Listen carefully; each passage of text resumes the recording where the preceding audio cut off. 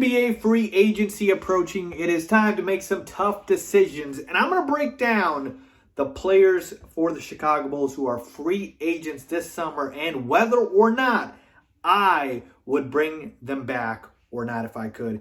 Obviously, if I was the Bulls GM. But let's go with that. All right, people. So you see the whiteboard behind me. We got another whiteboard session. So what is going on, y'all? Faiz Sports all back at it with another video.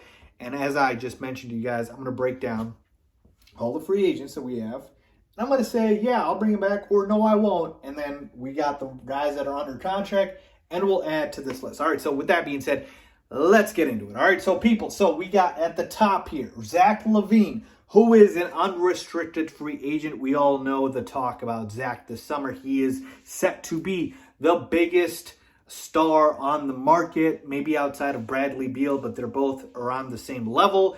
And all the expectations are that Zach LaVine is going to re-sign with the Chicago Bulls. I have mentioned this to you from the beginning, and I have been on this from the beginning saying I believe Zach re-signs with the Bulls because the amount of money we can offer him is more than any other team, and the team that we can give Zach is more competitive than any team he will or he can sign with in free agency. So you get to win in Chicago and you get to get paid in Chicago. What more do you want, Zach? So I'm going to go ahead and say I want Zach back.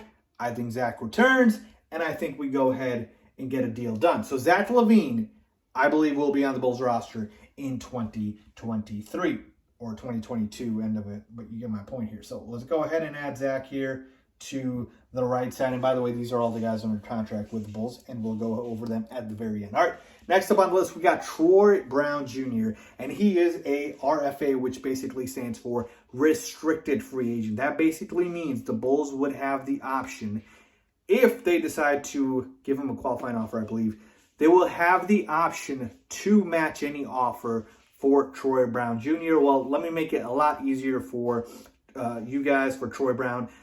I don't want to bring him back. All right, Troy Brown struggled last year. Yeah, he's a depth wing player that can have his moments, but for the most part, wasn't a great shooter.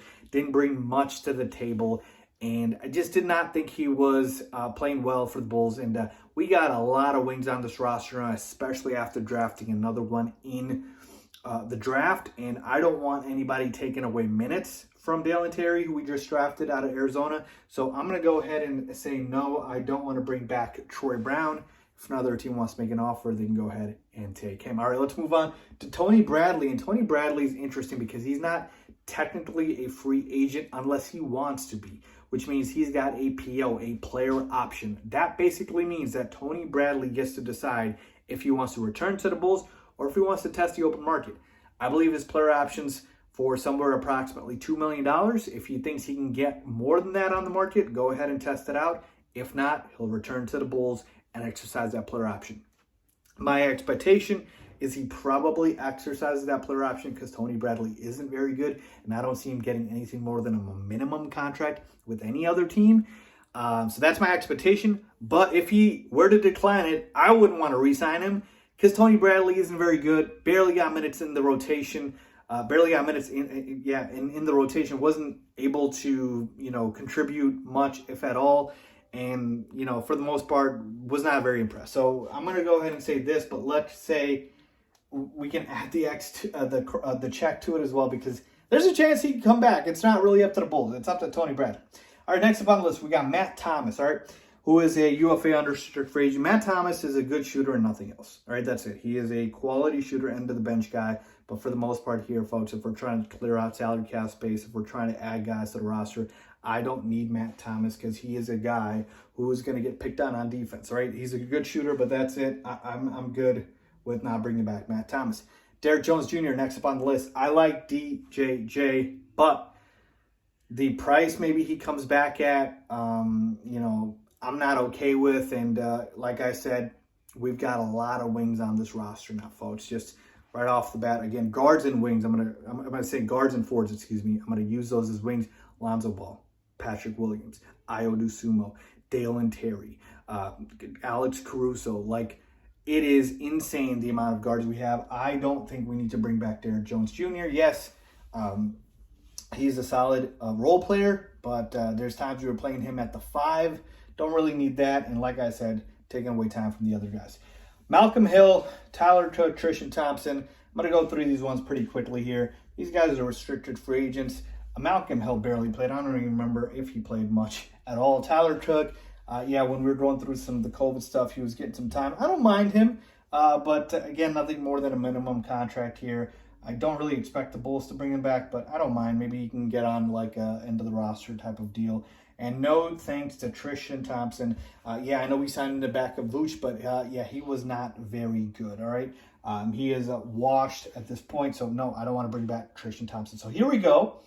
The only guys that I really brought back was Zach and Tony Bradley, and that's not even because I want to. He could come back. And if that is the case, where does that leave the roster here? We got Lonzo Ball, DeMar DeRozan, Patrick Williams, Nikola Vucevic, Alex Caruso, Ayo Dosunmu, Kobe White, Dalen Terry, Javonte Green, Marko Simonovic, and Zach LaVine. That's 3, 6, 9, 11 guys. All right, so that's 11 guys right there. If you add Bradley, because he has the ability to exercise his option, let's just say he does it, that's 12 right there. And you are allowed to have up to 15 guys, right? You're allowed to have up to 15 guys.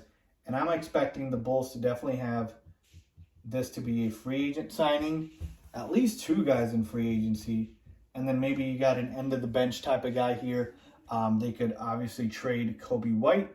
He is a prime trade candidate, and bring back another player in that deal. So a lot of flexibility here. But essentially, folks, I'm expecting a cleaning house of the free agency class that we have. I don't want any of these guys back besides the ones that I mentioned to you guys, which is Zach, and that's it.